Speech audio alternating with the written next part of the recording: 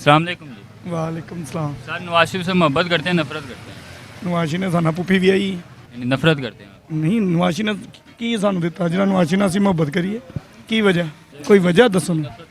ਤੁਸੀਂ ਸਾਨੂੰ ਵਜ੍ਹਾ ਦੱਸੋ ਨਾ ਮੁਹੱਬਤ ਕਰਨ ਦੀ ਤੁਸੀਂ ਦੱਸੋ ਤੁਸੀਂ ਕੀ ਕਿਉਂ ਨਾ ਕਰਦੇ ਹੋ ਮੈਨੂੰ ਦੱਸੋ ਦੱਸ ਦਿਓ ਤੁਸੀਂ ਵੀ ਤਾਂ ਥੋੜਾ ਇੱਥੇ ਪਾਕਿਸਤਾਨੀ ਹੋ ਕਿ ਤੁਸੀਂ ਪਾਕਿਸਤਾਨ ਤੋਂ ਬਾਹਰ ਹੋ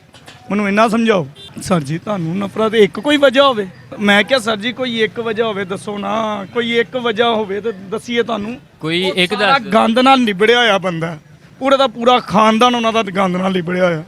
ਦੱਸੋ ਕਿੱਥੋਂ ਸਿਆਸਤ ਉਹਨਾਂ ਦੀ ਸ਼ੁਰੂ ਹੋਈ ਕਿਸ ਜਗ੍ਹਾ ਤੋਂ ਆਇਆ ਹੈ ਕਿੱਥੋਂ ਆਇਆ ਉਹਦੇ ਕੋਲ ਸਭ ਕੁਝ ਹੈ ਸਾਰੀ ਜ਼ਿੰਦਗੀ ਉਹਨੇ ਗੰਦ ਆ ਕੇ ਅੱਜ ਸਾਨੂੰ ਦੱਸਦਾ ਪਿਆ कि जी मैं कोई किसी के खिलाफ गल नहीं की तो जो सब आंदा सी मैं आपके लिए जेबे भर के लाया हूँ हैं कितों लिया सी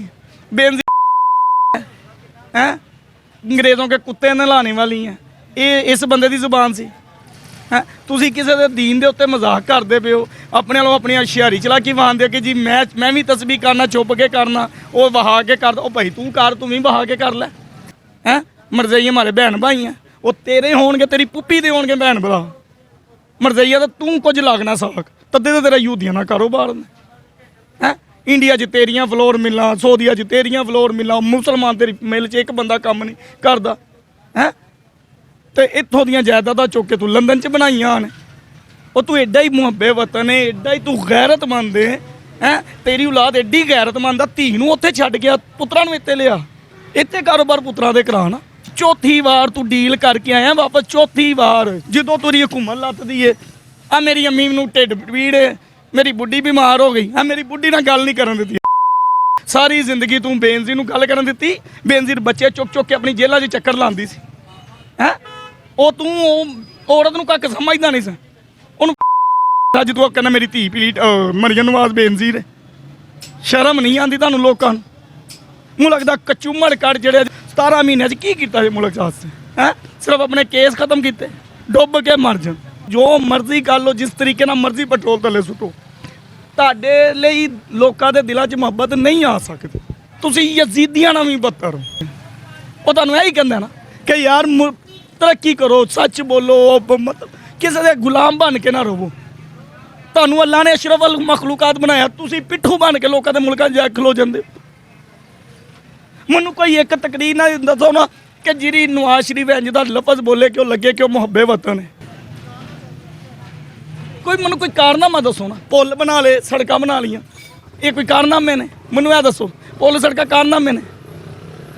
ਬੜਾ ਵੱਡਾ ਕਾਰੋਬਾਰ ਸਮਝਦੇ ਹੋ ਕਿ ਤੁਸੀਂ ਪੁੱਲ ਬਣਾਏ ਨੇ ਸੜਕਾਂ ਬਣਾਈਆਂ ਤੇ ਗਰੀਬਾਂ ਨੂੰ ਰੋਟੀ ਕਿਹਨੇ ਦੇਣੀ ਘੜੀ ਘੜੀ ਘੜੀ ਤੁਹਾਡੀ ਬੁੱਬੀ ਦੀ ਘੜੀ ਸੀ ਕੀ ਕੀਤਾ ਉਹਨੇ ਘੜੀ ਦਾ ਆਪੀ ਤੁਸੀਂ ਮਰਸਡੀਆਂ ਲੈ ਗਏ ਹੋ ਆਪੀ ਤੁਸੀਂ ਕੋਈ ਤੋਸ਼ਾਖਾਨਾ ਦੇ ਵਿੱਚ ਕੋਈ ਐਸੀ ਚੀਜ਼ ਨਹੀਂ ਜਿਹੜੀ ਤੁਸੀਂ ਛੱਡੀ ਨਾ ਹੋਵੇ ਕੋਈ ਦੱਸੋ ਨਾ ਮੁਲਾਕਾਤ ਕੋਈ ਹਾਂਜੀ ਮੈਂ ਕਹਿੰਦਾ ਅਨਾਨਾਸ ਨਹੀਂ ਸਰ ਜੀ ਉਹ ਸਿਰ ਦੇ ਥੱਲੇ ਰੱਖਣ ਵਾਲਾ ਉਹ ਕੀ ਕਹਿੰਦੇ ਉਹਨੂੰ ਕੁਸ਼ਨ ਵਗੈਰਾ ਜੋ ਵੀ ਹੁੰਦਾ ਉਹ ਲੈ ਗਏ ਐਡੇ ਤੁਸੀਂ ਘਟੀਆ ਤਰੀਨ ਲੋਕ ਤੇ ਉੱਥੇ ਆ ਕੇ ਘੜੀ ਘੜੀ ਜੀ ਘੜੀ ਬੜੀ ਖਾਨਾ ਕਾਬੇ ਵਾਲੀ ਘੜੀ ਸੀ ਖਾਨਾ ਬਾਬੇ ਕਾਇਦੇ ਆਜ਼ਮ ਵਾਲਾ ਵੀ ਨੋਟ ਨਾ ਚਲਾਓ ਨਾ ਉਹਨੂੰ ਵੀ ਥੱਲੇ ਨਾ ਸੁੱਟੋ ਫਿਰ ਹੈਂ ਉਹ ਸੌਦੀਆ ਰਿਆਲ ਦੇ ਉੱਤੇ ਇੰਨਾ ਕੁਝ ਲਿਖਿਆ ਨਾ ਇਸਤੇਮਾਲ ਕਰੋ ਉਹਨੂੰ ਸੈਫਰ ਝੂਠਾ ਕਿ ਸੱਚਾ ਤੇ ਉਹਨੂੰ ਅੰਦਰ ਕਿਉਂ ਸੁੱਟਿਆ ਅਜੇ ਉਹਨੂੰ ਤਾਂ ਸੈਫਰ ਦੇ ਚੱਕਰ 'ਚ ਸੁੱਟਿਆ ਹੈ ਨਾ ਤੋਸ਼ਾਖਾਨਾ ਵਾਲਾ ਤੇ ਖਤਮ ਹੋ ਗਿਆ ਉਹ ਜੱਜ ਜਿਹੜਾ ਉਹ ਕੀ ਉਹਦਾ ਨਾਮ ਹੈ ਦਿਲਾਵਰ ਹੈ ਨਸਿਆ ਕਿਉਂ ਆਵੇਂ ਨਾ ਹੁਣ ਪਾਕਿਸਤਾਨ ਇਹ ਜਿੰਨੀ ਮਰਜ਼ੀ ਸਰ ਕੋਸ਼ਿਸ਼ ਕਰ ਲੈਣ ਅੱਲਾ ਦੀ ਤਦਬੀਰ ਨਾਲੋਂ ਅੱਗੇ ਕੋਈ ਤਦਬੀਰ ਨਹੀਂ ਹੋ ਸਕਦੀ ਇਹ ਜ਼ਿਹਨ 'ਚ ਰੱਖਣਾ ਜਿੰਨੇ ਮਰਜ਼ੀ ਦੁਨੀਆ ਦੇ ਨਾਲ ਲੜਨ ਜੋ ਅੱਲਾ ਨੇ ਚਾਹਣਾ ਹੋਣਾ ਹੋਈਏ ਮੇਰਾ ਈਮਾਨ ਹੈ ਕਿ ਮੇਰਾ ਲੀਡਰ ਇਨਸ਼ਾਅੱਲਾ ਸੁਰਖਰੂ ਹੋਏਗਾ ਇਨਸ਼ਾਅੱਲਾ ਵਾ ਤਾਲਾ ਇਹਨਾਂ ਨੂੰ ਨਿਸਤੋ ਨਬੂਦ ਕਰੇਗਾ ਇਨਸ਼ਾਅੱਲਾ ਵਾ ਤਾਲਾ ਮੇਰੀ ਜਾਨ ਵੀ ਮੇਰੇ ਜਿਸਮ ਦਾ ਇੱਕ ਇੱਕ ਕਤਰਾ ਖੂਨ ਦਾ ਮੇਰੇ ਲੀਡਰ ਇਮਰਾਨ ਖਾਨ ਤੇ ਨਿਛਾਵਰ ਕਰਾਂਗਾ ਮੈਂ ਤੁਸੀਂ ਕਹਿੰਦੇ ਹੋ ਕਿ ਔਲਾਦ ਹੋ ਰਹੀ ਇੰਜ ਤੇ ਇਹ ਹੈ ਉਹ ਹੈ ਤੇ ਤੁਹਾਡੀ ਤੇ ਆਪਣੀ ਤੁਸੀਂ ਤੇ ਇੱਥੇ ਲਿਆਓ ਤੁਸੀਂ ਆਪਣੀ ਕਿਉਂ ਨਹੀਂ ਇੱਥੇ ਲਿਆਉਂਦੇ ਕਾਰੋਬਾਰ ਇੱਥੇ ਕਿਉਂ ਨਹੀਂ ਕਰਦੇ ਯਾਰ ਅਜੀਬ ਫਿਰ ਤੁਸੀਂ ਕਹਿੰਦੇ ਸੀ ਜੀ ਇਹ ਜਿਹੜੇ ਧਰਨਿਆਂ ਤੇ ਔਰਤਾਂ ਜਾਂਦੀਆਂ ਹੁੰਦੀਆਂ ਇਹ ਕਹਿੰਦੇ ਰਹੇ ਨੇ ਅਨੂਲੀ ਵਾਲੇ ਇੰਝ ਹੀ ਕਹਿੰਦੇ ਰਹੇ ਤੇ ਹੁਣ ਜਿਹੜੀਆਂ ਧਰਨੇ ਤੇ ਗਈਆਂ ਸਨ ਫਿਰ ਵੀ ਜਿਹੜੀਆਂ ਧਰਨਿਆਂ ਤੇ ਜਾਂਦੀਆਂ ਨੇ ਜਲਸਿਆਂ ਤੇ ਜਾਂਦੀਆਂ ਫਿਰ ਨੇ ਹੈ ਨੇ ਕਿ ਨਹੀਂ ਫਿਰ ਹੈ ਤਕਲੀਫ ਹੁੰਦੀ ਹੀ ਹੈ ਨਾ ਯਾਰ ਕਿਸੇ ਦੀ ਧੀ ਨੂੰ ਨਾ ਕਹੋ ਤੁਹਾਡੀ ਧੀ ਨੂੰ ਕੋਈ ਨਾ ਕਹੇਗਾ ਨਵਾਜ਼ ਸ਼ਰੀਫ ਨੇ ਥੋੜਾ ਜਿਹਾ ਨਹੀਂ ਲੈ ਕੇ ਆਣੀ ਹੈ ਥੋੜਾ ਜਿਹਾ ਨਹੀਂ ਲੈ ਕੇ ਆਏਗਾ